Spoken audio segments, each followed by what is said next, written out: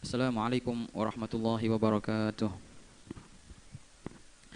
Alhamdulillahi rabbil alamin. Mufidhun nawal ala ibadihi fi tawal. Allahumma salli wa sallim ala sayyidina Muhammadin sayyidi ahlil kamal bahil jamal maula Bilal wa ala alihi wa sahbihi khaira sahbin wa al wa tabi'ina lahum min yamina hadha ila yaumil qiyamah ala ahsani wajhin wa imtithal. سبحانك لا علم لنا إلا ما علمتنا إنك أنت العليم الحكيم وتب علينا إنك أنت التواب الرحيم اللهم يا فتاح يا عليم يا فتاح يا عليم يا فتاح يا عليم افتح علينا فتحا قريبا يا أرحم الراحمين اللهم لا سهل إلا ما جعلته سهلا وأنت تجعل الحزن إذا شئت سهلا اللهم سهل لنا حفظ علوم وهب لنا واسعات الفهوم بجاه نبيك المعصوم صلى الله عليه وسلم اللهم إنا نسألك العلم اللدني والمشرب الصافي الهني وهاب يا غني ونعوذ بك اللهم من علم لا ينفع وقلب لا يخشع وعمل لا يرفع وعين لا تدمع ونفس لا تشبع ودعوة لا يستجاب لها برحمتك يا أرحم الراحمين يا أرحم الراحمين يا أرحم الراحمين نوينا التعلم والتعليم والتذكر والتذكير والنفع والانتفاع والإفادة والاستفادة والحث على التمسك بكتاب الله وسنة رسول الله والدعاء إلى الهدى والدلالة على الخير ابتغاء وجه الله ومرضاته وقربه وثوابه سبحانه وتعالى نوينا ما نوى بأسلافنا الصالحون نوينا ما أحاط به علم الله تعالى من حسن النيات الحمد لله senantiasa puja dan puji syukur kita haturkan kehadirat Allah Subhanahu wa taala atas limpahan nikmahnya dan hidayah dan taufiknya. Semua itu berkat Nabi Muhammad sallallahu alaihi wa ala alihi wasallam. Busyra lana ma'syaral islami inna lana minal inayati ruknan ghaira munhadimi. Semua kebaikan, semua kemuliaan yang kita dapatkan dari Allah perantaranya adalah baginda Nabi Muhammad sallallahu alaihi wa alihi wasallam. Yang kita bisa bersambung kepada baginda melalui sanad daripada para guru-guru kita. Semoga Allah Ta'ala senantiasa jadikan kuburan mereka raudhah min riyadhil jannah dan Allah Ta'ala sampaikan kepada mereka dari amal-amal kita apa yang mereka senang, yang membuat mereka senang dan gembira insyaallah. Wala taballigh ilaihim min a'malina ma yasu'uhum, dan semoga Allah tidak sampaikan kepada mereka amal-amal yang membuat sedih mereka insyaallah. Amal-amal kita yang membuat sedih mereka. Amin ya rabbal alamin. Dan semoga Allah jadikan semua kita menjadi kebanggaan mereka dunia akhirat. Amin ya rabbal alamin. Alhamdulillah ya kawan, masih dalam kajian tafsir. Nah, dan sekarang kita dalam pembahasan surat Al-Lail. Yang dua pertemuan lalu ya, kita mulai tafsir daripada surat Al-Lail, wal laili idza yaghsha wan nahari idza tajalla. Sempat kita bahas rahasia daripada sir ya, kenapa Allah Taala bersumpah dengan beberapa perkara di awal surah ini, dengan Al-Lail dengan masa malam, kemudian An-Nahar dengan masa siang, dan juga dengan ciptaan Allah Ta'ala yang berupa dzakar atau untha. Kemudian Allah Ta'ala menyebutkan jawab daripada gasamnya itu, inna sa'yakum lasyatta. Sesungguhnya sa'yakum, amal-amal kalian, perbuatan kalian itu syatta. Syatta artinya mukhtalif, berbeda. Lam ini la itu artinya pasti. Itu lam taukid namanya. Sesungguhnya, jadi inna sesungguhnya, sa'yakum amal kalian lasyatta itu pasti. Itu terjemahnya. Syatta mukhtalif, pasti berbeda. Kemudian Allah Ta'ala menyebutkan dua jalur yang senantiasa manusia dimanapun dan kapanpun pasti mereka tidak akan keluar daripada salah satu dua jalur itu. Hanya ada dua lingkaran bagi mereka para mukallaf.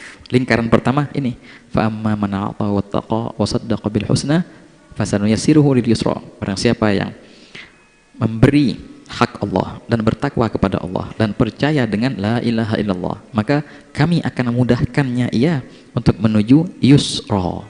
Yusra artinya suatu kemudahan, baik pun kemudahan dunia atau kemudahan akhirat sampai surga nanti.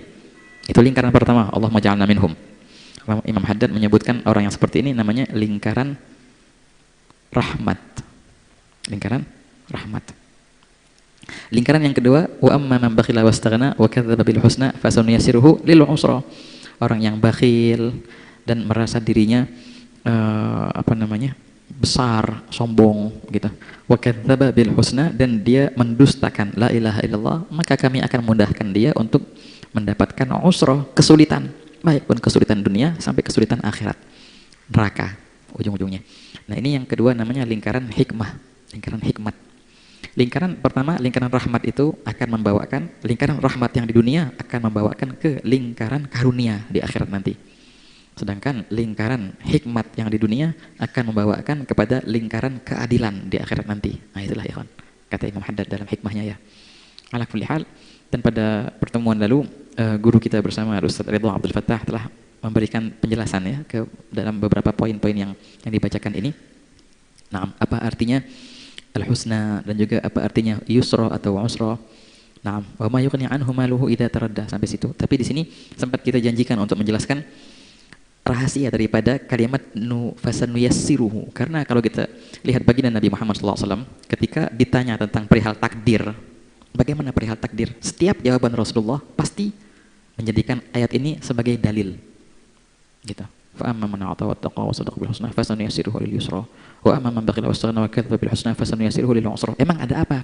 Kok ayat ini bisa menjadi jawaban dari persoalan yang bertema takdir Allah? Oke. Emang ikhwan, takdir Allah adalah salah satu rukun iman ya yang harus kita percayai. Al-iman bil qada wal qadar. Khairihi wa syarrihi minallah ta'ala. Rukun iman yang keenam itu. Kita percaya bahwasanya semua yang terjadi di alam semesta ini semua dengan ketentuan Allah. Itu qada. Dan semua adalah ciptaan Allah. Itu takdir. Qada sama qadar. Baik pun yang baik ataupun yang buruk. Semuanya dari Allah Ta'ala. Yang buruk ya, karena tidak ada perihal yang tercipta di alam semesta melainkan ciptaannya Allah. Begitu ya kawan. Makanya Imam Haddad menekankan itu dalam ratibnya ya, yang kita baca bismillah walhamdulillah wal khair wasyarr bimasyiatillah. Semuanya, baik pun kebaikan ataupun syarr keburukan, itu semua dengan kehendak Allah, dengan ketentuan Allah. Nah, dari sini timbul masalah. Kalau emang kebaikan dan keburukan semua sudah ditentukan oleh Allah Ta'ala, lalu kenapa ada hisab? Kenapa ada diperhitungkan manusia atas amal-amal mereka? Padahal amal mereka itu adalah ciptaan Allah juga, ya kan? Nah, oleh karena itu ketika Nabi SAW menceritakan kepada sahabatnya, tidaklah ada seorang dari kalian yang luput daripada takdir Allah. Semua sudah ditentukan, umurnya, rizkinya, dan ajalnya, dan telah ditentukan juga di syurgakah ia atau di neraka nantinya. Itu kata Nabi SAW dalam hadis.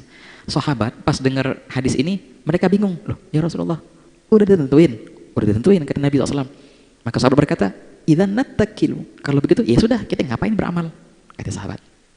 Jadi problem atau iskal, permasalahan masalah takdir itu sudah ada. Sahabat pun mempertanyakan. Jadi jangan heran kalau seandainya ada orang nanya-nanya masalah takdir. Anggap itu normal. Ini poin pertama. Jangan anggap ini bahaya. Oh udah, jangan, ini bahaya, jangan dibahas tuh. Kalau jangan dibahas, nanti bakal kabur terus, dihantuin terus, dan nggak bisa menjawab akhirnya. Nah, makanya perihal yang berkaitan dengan ilmu, ikhwani, itu jangan dihindari. Ketika engkau menghindarinya, itu senantiasa akan menghantuimu. Dari situ timbul keraguan, satu, timbul was-was. Lama-kelamaan, jadi na'udzubillah nggak percaya sama semuanya akhirnya. Itu bermula dari keraguan, bermula dari ketakutan. Makanya dihadapin. Tapi ini dia poin yang pentingnya, ketika engkau menghadapinya, hadapilah dengan ilmu. Ini makanya pentingnya ilmu. Ilmu bisa menyelamatkanmu dunia akhirat, menyelamatkanmu dari keraguan. Itu yang paling penting, ikhwan. Wah, kata. Ilmu akan menghasilkan suatu keyakinan. Nah, sekarang Nabi SAW mau mengajarkan kepada sahabat yang tadi bingung, ya Rasulullah, kalau semua sudah ditentukan, ya sudah, kita ngapain lagi beramal? Ya udah tentuin, kalau emang Allah mentakdirkan aku di surga walaupun aku bermaksiat di dunia ini. Kalau Allah sudah mentakdirkan aku di neraka, nantinya aku akan di neraka walaupun aku berbuat taat di dunia ini. Nah, Nabi menjawab, i'malu, enggak, kewajiban kalian adalah beramal. Fakullun muyassarun lima khuliqalahu, kata Nabi SAW. Karena setiap orang itu akan dimudahkan, ditunjukkan terhadap apa yang telah ditakdirkan kepadanya. Kemudian baginda Nabi SAW membacakan ayat ini, fa'amma man a'ta wattaqa wa saddaqa bil husna fasanuyassiruhu lil yusra. Barang siapa yang bertakwa, memberikan hak Allah, percaya dengan la ilaha illallah, maka kami akan mudahkan. Nah, ini kata kuncinya, ikhwan. Jadi passwordnya apa? Fasanuyassiruhu. Maka kami akan mudahkan baginya untuk mendapatkan al-yusra, kemudahan dunia sampai akhirat nanti, yang ujungnya adalah surga. Wa amma man bakhila wastaghna, adapun mereka yang bakhil, yang tidak percaya dengan la ilaha illallah, yang sombong, menyombongkan dirinya, menganggap dirinya sudah tidak perlu lagi dengan yang lain, maka ini fasanuyassiruhu, maka kami akan mudahkan juga dia Kami akan tempuhkan dia kemana? Ke usra, kesulitan dunia dan kesulitan akhirat yang berujung di neraka. Jadi kalimat nuyassiruhu, kami akan mudahkan, kami akan tunjukkan mereka, baik pun yang ke surga atau ke neraka, kami akan tunjukkan itu. Tapi semua itu berdasarkan amal. Itu amal inti apa ya? Takwa, banyak sedekah, memberikan hak Allah, maka Allah akan mudahkanmu untuk ke surganya. Kalau sebaliknya, ya juga sebaliknya. Oleh karena itu, perihal takdir, perihal yang kita tidak tahu. Ente apa yang ditakdirin? Surga apa neraka? Aneh nggak tahu surga apa neraka. Oh, tapi tenang aja, ada alamatnya. Apa? Alamatnya amalmu apa? Jadi amal itu adalah tanda daripada takdir. Bila mana orang beramal dengan amalnya penghuni surga, itu sangat berpotensi orang itu untuk menjadi penghuni surga. Karena alamatnya sudah ada. Juga sebaliknya, kalau orang beramal dengan amal neraka, jadi naudzubillah dia sangat mendekati neraka karena tandanya sudah ada. Gitu ya ikhwan. Nah, makanya dibilang kayak gini. Ketika orang ditanya, kita ini berjalan sendiri atau sudah dipaksa, ditakdirkan, dipaksa sama Allah Ta'ala, nggak ada lagi pilihan, nggak, katanya ada dua permasalahan. Apakah manusia itu mukhayyar, diberikan pilihan sehingga dia yang memilih, atau musayyar, dia diarahkan sehingga dia nggak punya pilihan, menjalankan apa yang sudah ditakdirkan, atau dia berhak memilih? Ada dua perkara di sini, ada urida minhu, ada urida bihi. Ini penting, dua poin ini. Poin pertama, ada perkara yang manusia dituntut untuk melakukannya. Ada perkara yang manusia sudah ditentukan untuk melakukannya. Nah, lain ini. Perihal yang manusia dituntut untuk melakukannya adalah perihal ketaatan, meninggalkan maksiat. Hada dalam bahasa Arabnya urida minhu. Allah Ta'ala menginginkan ini dari kita. Nah, dalam perihal ini yang Allah Ta'ala inginkan dari kita, ini kita dihisab.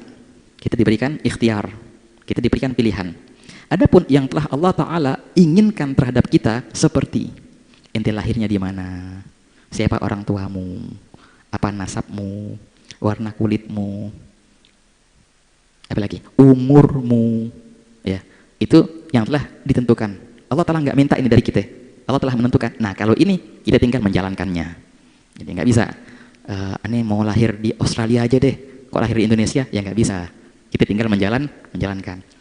Ente meninggal nih hari contohnya, insya Allah panjang umur semua. Wah, pengen jangan hari ini, ntar aja di tahun depan. Ya nggak bisa, sudah ditentukan. Nah, ini namanya perihal yang Allah tidak tuntut kita untuk melakukannya. Allah sudah siapkan. Tugas kita tinggal menjalankan saja. Nggak ada pilihan gitu ya kan? Mau pilih orang tua tertentu, mau pilih hari lahir tertentu, ya nggak bisa. Ini sudah pilihannya Allah. Nah, ini di sini kita tinggal menjalankan. Tapi perihal yang Allah Ta'ala tuntut kita untuk melakukannya, nah Allah Ta'ala berikan kita ikhtiar di situ. Allah berikan pilihan, mau atau nggak mau sholat atau nggak mau sholat, gitu. Nah itu ikhwan, ada dua perihal takdir itu. Oke. Juga pembahasan yang panjang lebar biasanya kan karena di sini ada dualisme ya ikhwan, ada dua perkara yang bertolak belakang. Sempat dijelaskan oleh Ustaz Ridho Abdul Fattah, ada beberapa kaum yang dahulu dikatakan Jabariyah, ada namanya Qadariyah, kebalikannya. Jabariyah itu adalah orang yang berpendapat manusia itu semuanya sudah ditakdirkan dan mereka dipaksa. Mereka nggak membedakan antara dua perkara tadi, yang diminta atau yang ditentukan. Sama, semua sudah ditentukan. Mereka merumpamakan manusia itu bagaikan kresek, kantong asoy, kayak kresek. Kayak kresek yang dibawa oleh angin. Bisa nggak kresek mau belok kanan, belok kiri? Nggak bisa, dia dibawa sesuai angin. Nah begitulah manusia. Mereka berdalil, wallahu khalaqakum wa ma ta'malun. Allah Ta'ala menciptakan kalian dan apa yang kalian perbuat semua ciptaan Allah. Manusia nggak bisa lagi ngapa-ngapain. Ini pendapat pertama. Ini ada bahayanya. Lah, kalau begitu, lalu kenapa ada perihal hisab? Manusia dihisab itu atas landasan apa kalau mereka dipaksa? Ya kan?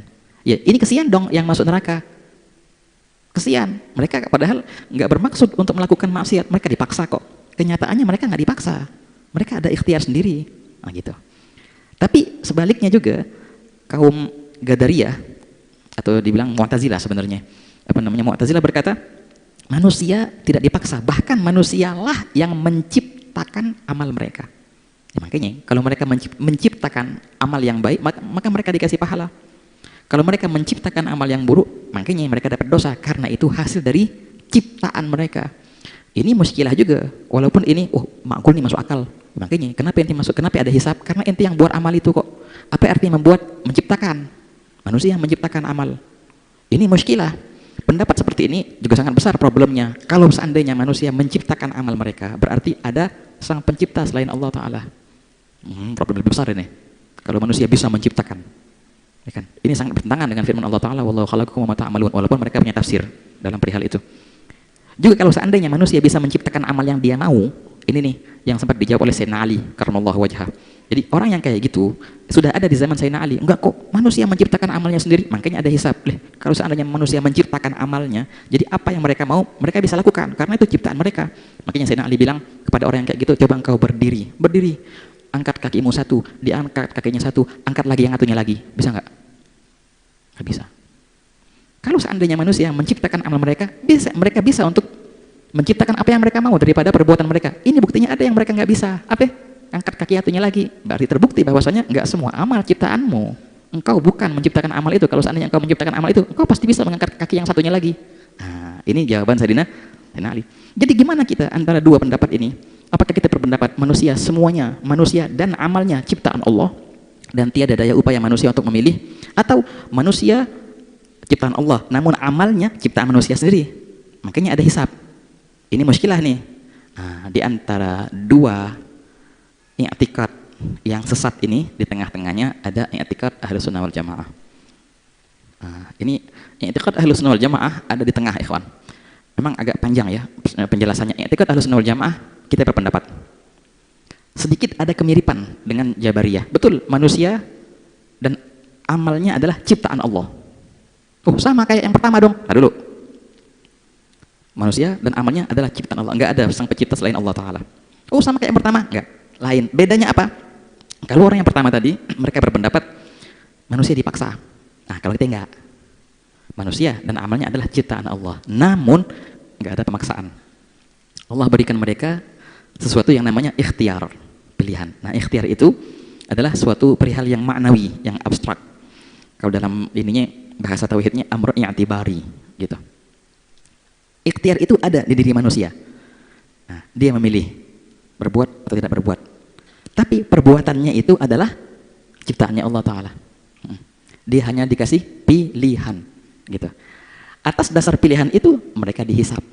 Mereka dihisab. Kalau mereka memilih amal baik, maka dikasih pahala. Kalau mereka memilih amal buruk, maka kena dosa. Amalnya baik pun baik atau buruk, itu ciptaannya Allah. Manusia tidak menciptakan sama sekali. Mereka hanya memilih. Oke. Bukankah semua sudah ditakdirkan? Ada orang nanya, ya pilihan manusia itu juga kan sudah ditakdirkan. Allah sudah mentakdirkan si Fulan bin Fulan bakal memilih untuk sholat isya di hari itu. Si Fulan bin Fulan bakal memilih untuk tidak sholat isya di hari itu. Semua ditakdirkan. Kita bilang betul. Pilihan manusia pun sudah ditakdirkan, tapi lain antara takdir atau ketentuan dan paksaan. Allah menentukan, betul, tapi tidak memaksa. Nggak ada sama sekali unsur paksaan dari Allah Ta'ala kepada hamba-hambanya. Sama sekali nggak ada. Hamba itu sendiri yang murni memilih. Walaupun pilihannya sudah ditentukan oleh Allah Ta'ala. Sallallahu Nabi Muhammad. Allahumma sholli. Nih mari bareng-bareng teman-teman kita konsentrasi. Sallallahu Nabi Muhammad. Allahumma sholli. Bedanya apa? Ketentuan dan pilih dan paksaan sangat jauh bedanya. Allah menentukan, betul. Itu artinya qadha. Menentukan. Tapi Allah nggak maksa. Nah, kalau dalam bahasa sekarang, dalam bahasa untuk bisa lebih kita memahami konsep qadha dan qadar ini, ada namanya prediksi. Memprediksi sama nggak dengan memaksa? Enggak, jauh antara prediksi dengan paksa. Ya kan? Memprediksi mengira-ngira besok akan kayak gini. Fulan, anak kira besok nih dia bakal contoh. Orang tuh begadang contohnya. Sampai jam 4 pagi enggak tidur-tidur. Wah, kemungkinan besar nih besok dia bakal tidur sampai jam 11. Aneh prediksi dia bakal tidur sampai jam 11. Hanya prediksi berdasarkan kebiasaan. Yang berdasarkan khibrah. Apa namanya khibrah dalam bahasa Indonesianya? Pengalaman. Ya kan? Biasanya orang kalau begadang tidurnya Masya Allah sampai jam 11, jam 12 biasanya gitu. Bener taunya, besoknya fulan ini tidur sampai jam 11. Apakah bisa dikatakan saya memaksanya untuk tidur? Enggak bisa, saya hanya memprediksikan. Bukan berarti saya memaksakan. Gitu. Jelas? Oke. Nah makanya juga Allah Ta'ala mentakdirkan, kalau bahasa makhluknya memprediksikan. Tapi prediksiannya Allah Ta'ala bukan hanya sekedar memprediksi, Allah sudah mengetahui apa yang akan terjadi. Dan Allah telah menentukan apa yang akan terjadi. Namun yang akan terjadi itu bukannya paksaan dari Allah Ta'ala, persis kayak tadi. Nah makanya yang biasa sering kita ambil sebagai contoh ya, sempat kita jelaskan beberapa kali, tapi nggak apa-apa, itu penting soalnya ikhwan, suatu contoh yang sangat logik. Kalau seandainya ada seorang guru yang mendidik murid-muridnya, ini guru-guru SD, ya, dia punya 10 murid contohnya, dia didik tuh murid dari kelas 0, kelas 1, 2, 3, 4, 5, 6, 7 tahun, dia mendidik 10 orang itu, dalam segala bidang ilmu. Jadi tahu betul pola pikirnya tiap-tiap murid yang 10 itu. Si A tahu, soalnya 7 tahun si guru nih bersama si murid, si guru yang membentuk pola pemikiran mereka. Dan si guru tahu tingkatan kualitas IQ dari tiap-tiap muridnya itu. Ketika ujian terakhir, pas kelas 6 dia buat ujian terakhir ini, dibuat soal-soal sekian, besok dia mau laksanakan ujian ini, ya kan? Di malam hari dia coba-coba untuk memprediksikan berdasarkan pengalaman selama 7 tahun ini, ya kawan. Si Fulan bin Fulan ini dapat 100, dia yang bikin soal, dan murid yang 10 itu hasil didikannya semua selama 7 tahun. Makanya diprediksi si A bakal dapat 100 ini, si B ini sih 80, si C dapat 0, nggak lulus tuh, si D dapat ya 30 40, ditulis di kertas sama dia, hanya prediksian, ditulis digulung sama dia, ditaruh. Besok pas dia mau ngasih kertas ujian, dia bilang sama murid-muridnya, para murid-murid, ini ada ujian, namun nilainya sudah saya prediksikan. Dalam bahasa lebih ininya, namun nilainya sudah saya tentukan, kata si guru itu. Sebenarnya bukan tentukan, prediksikan. Mulai dibagi-bagi kertas itu, murid-murid mulai ngisi ujian. Udah kelar ujiannya, dinilai. Baik pun dia atau orang lain yang nilai. Apa yang terjadi? Pas dilihat hasil dari ujian, dikeluarkan kertas yang diprediksikan semalam, hasilnya sama. Tepat, berarti prediksiannya si guru sama yang akan terjadi itu tepat, ya kawan. Murid si A, dia senang dapat 100. Murid si B yang dapat 80, lumayan. Murid si C dapat 0, bener. Diprediksikan 0 dan benar dia dapat 0. Dan si D dapat 30 atau 40 contohnya. Nah, karena si murid-murid tadi dikabarkan sebelum mereka ujian bahwa hasilnya sudah diprediksikan. Hasilnya sudah ditentukan. Datang ini murid si C sama si D mau memprotes kepada si guru. Ustadz, saya protes. Ini saya dapat 0 ini, Ustadz yang memaksa saya untuk dapat 0. Masuk akal nggak kayak gitu? Atau enggak ada paksaan. Ini murni hasil IQ-mu dan usahamu selama 6 atau 7 tahun ini hanya prediksian. Nggak akan diterima protesan dari murid si C sama si D kepada si Ustadz, gara-gara Ustadz sudah menentukan. Karena apa yang ditentukan Ustadz itu bukanlah suatu paksaan, hanya berupa prediksian dari Ustadz itu. Nah, persis seperti itu juga apa yang telah Allah Ta'ala tentukan kepada seorang hamba. Fulan bin Fulan, Allah telah tentukan dalam ilmunya. Kalau si Ustadz tadi, si guru tadi memprediksikan berdasarkan pengalaman selama 6 tahun atau 7 tahun. Tapi Allah Ta'ala bukan memprediksikan, Allah sudah mengetahui apa yang akan terjadi. Dan Allah telah tentukan. Si A, tamam, besok dia bakal bangun subuh berjamaah. Temennya, si B dibangunin, nggak mau bangun. Tidur lagi. Gitu. Ini Allah sudah ketahui. Tamam. Pas besoknya bener. Si A bangun melek, ada ikhtiar dia. Bangun deh, bangun. Si B bangun melek, tidur lagi. Sesuai dengan apa yang telah Allah tentukan. Namun bukan berarti Allah memaksakan. Itu murni daripada ikhtiar, pilihannya daripada A dan daripada si B, gitu ya kawan. Nah, dengan ini mudah sekali kita memahami qada dan qadar. Betul, semua telah ditentukan oleh Allah. Namun bukan berarti ketentuan itu paksaan. Allah tidak memaksa. Jangan lupa, ini semua perihal yang fima tuliba minhu, gitu. Apa yang Allah telah tuntut dari kita, Allah berikan kita ikhtiar. Tapi ada beberapa takdir yang Allah telah tentukan, yang Allah telah tidak menghisap kita. Allah nggak menghisap, ini lahir di mana? Di Indonesia, salah inti. Semestinya lahir di Australia, nggak dihisap kita itu kan? Itu suatu ketentuan yang kita tidak dihisap, itu tinggal kita jalinin aja.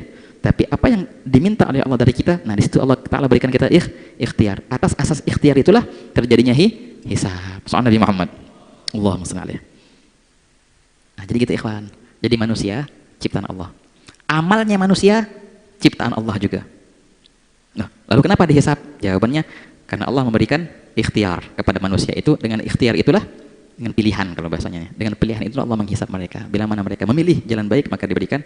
Ini artinya fasanu yasiruhu. Barang siapa yang memilih jalan baik, ya, bertakwa, memberikan hak Allah, maka kami akan mudahkan. Nah, itu dia, ketika dia beramal-amal yang baik, pilihannya baik, menimbulkan amal yang baik, maka Allah Ta'ala akan mudahkan baginya untuk mendapatkan surga. Oh juga sebaliknya, ketika dia memilih perbuatan yang buruk, maka kami akan mudahkan kata Allah Ta'ala dia untuk menempuh jalan yang buruk, neraka. Nah begitu ya kawan. Soal Nabi Muhammad. Nah, jadi ya kita nggak bisa menyalahkan takdir. Ini sih poin utamanya, nggak bisa menghujat takdir, nggak bisa. Karena takdir adalah betul ketentuan, tapi takdir bukanlah paksaan. Nah, sama kayak tadi tuh. Orang yang menghujat takdir persis sama kayak yang si C sama si D tadi menghujat ustadznya, kenapa 0? Kan sudah ditentukan.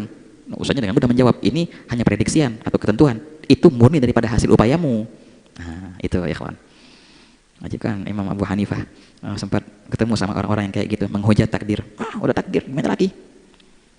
Dipukul mukanya sama Imam Abu Hanifah, ditonjok. Buk. Kenapa ente nonjok aneh? Salahnya apa? Takdir. Gitu. Udah takdir aneh nonjok ente, jangan nyalin aneh. Takdir. Kayak gitu persis. Orang yang main-main sama takdir persis kayak gitu. Jangan nyalain kalau gitu. Nah, makanya nggak bisa kan, nggak masuk akal kalau gitu. Kata Gharib, nggak bisa lah.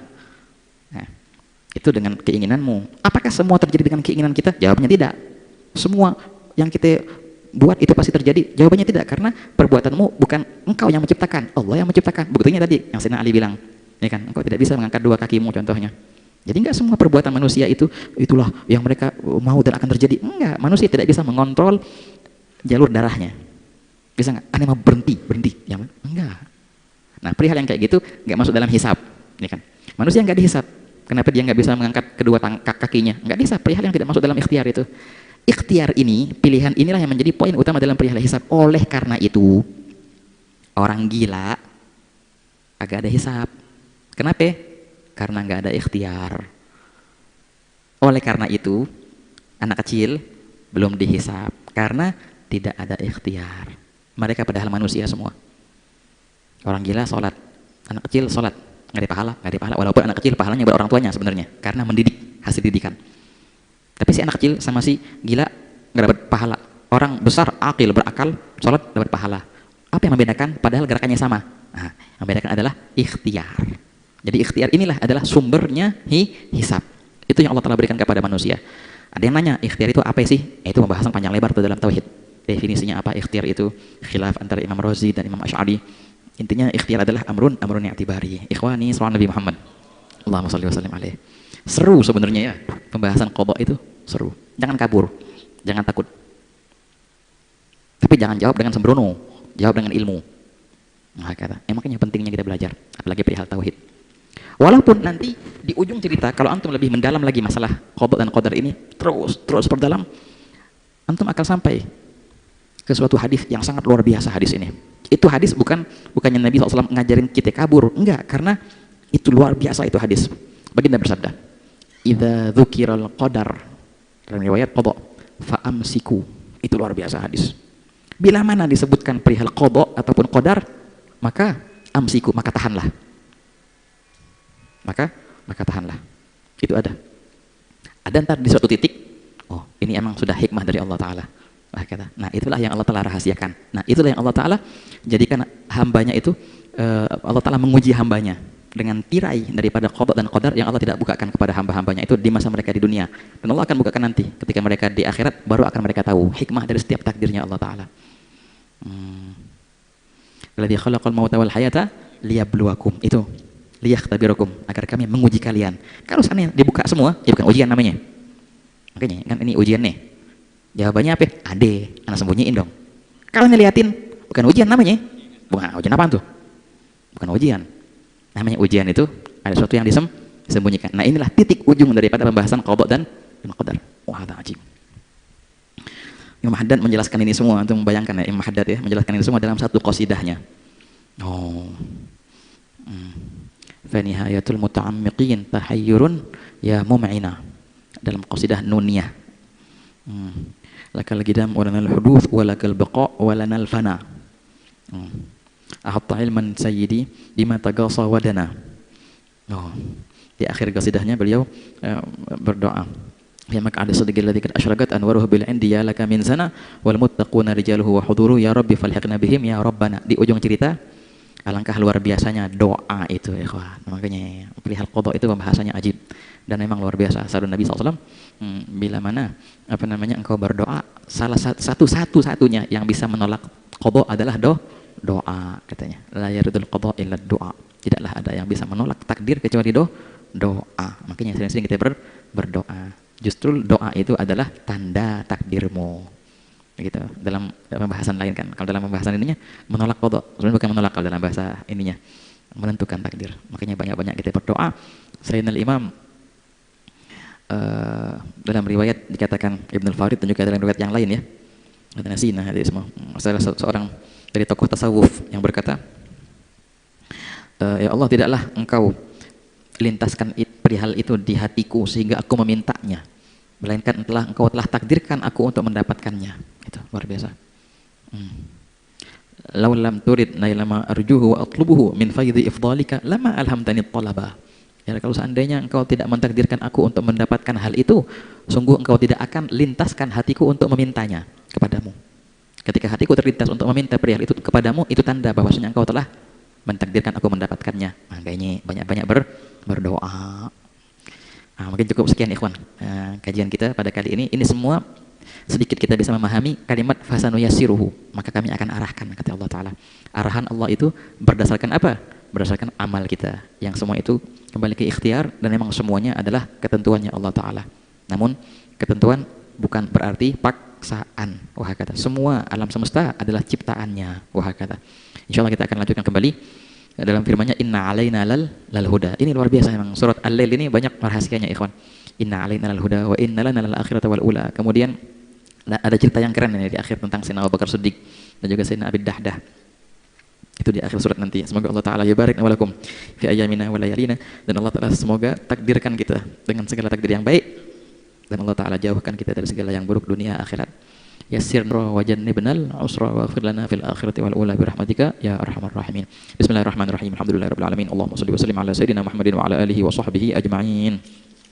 Ya Rabbi bil mukhtari akrami syafi'in aslih lana al ahwala jannibna ar-rada واصلح شؤون المسلمين وعافهم وتولهم وادفع شرور من اعتدى يا ربي واجمع شملهم والطف بهم وانصر بهم دين النبي وأيدا ثبت لنا الأقدام واغفر ذنبنا وانشر بنا في الكون أنوار الهدى وانظر إلينا أجمعين وعافنا سرا وجهرا واشفنا من كل داء حسن اليقين منك هبنا واحمنا واحمي حمانا واكفنا شر العدا واقض لنا الحاجات أجمعها وزد يا واسع الإفضال منك محامدا اختم لنا الأعمار بالحسنى وفي الفردوس فاجمعنا بطه أحمدا بمقعد الصدق نشاهد وجهه بحضائر القدس منازل شهداء وبجاهه يا ربي فاجعلنا به من أسعد القوم الكرام السعداء وبجاهه يا ربي فاجعلنا به من أسعد القوم الكرام السعداء وبجاهه يا ربي فاجعلنا به من أسعد القوم الكرام السعداء وأدم صلاتك والسلام عليه ما هب الصباء بالفتح أو حاد حدا والآل أهل الطهر والصحب الكرام وتابعين بحبيبك الطهر اقتدى سبحان ربك رب العزة عما يصفون وسلام على المرسلين والحمد لله رب العالمين إن الله وملائكته يصلون على النبي يا أيها الذين آمنوا صلوا عليه وسلموا تسليما الصلاة والسلام عليك يا سيد المرسلين الصلاة والسلام عليك يا خاتم النبيين الصلاة والسلام عليك يا من أرسله الله رحمة للعالمين ورضي الله تعالى عن أصحاب رسول الله أجمعين. فاتحة. أعوذ بالله من الشيطان الرجيم. بسم الله الرحمن الرحيم الحمد لله رب العالمين مالك يوم الدين إياك نعبد وإياك نستعين صراط المستقيم صراط الذين أنعمت عليهم غير المغضوب عليهم ولا الضالين آمين. ربنا انفعنا بما علمتنا ربي علمنا الذي ينفعنا ربي فقهنا وفقه أهلنا وقرابات لنا في ديننا مع بالقدر أنثى وذكر ربي وفقنا ووفقهم لما ترتضي قولا وفعلا كرما وارزق الكل حلالا دائما وخلاذك يا علماء نحظى بالخير ونكفى كل شر ربنا واصلح لنا كل الشؤون وقر بالرضا منك العيون واقض عنا ربنا كل الديون قبل أن تأتينا رسل المنون واغفر واستر أنت أكرم من ستر وصلاة الله تغشى المصطفى من إلى الحق دعانا والوفاء بكتاب فيه للناس شفاء وعلى الآل الكرام شرفاء وعلى صحب المصابيح الغرار اللهم اهدنا بهداك واجعلنا ممن يسارع في رضاك ولا تولنا وليا سواك ولا تجعلنا ممن خلف أمرك وعصاك وحسبنا الله ونعم الوكيل ولا حول ولا قوة إلا بالله العلي العظيم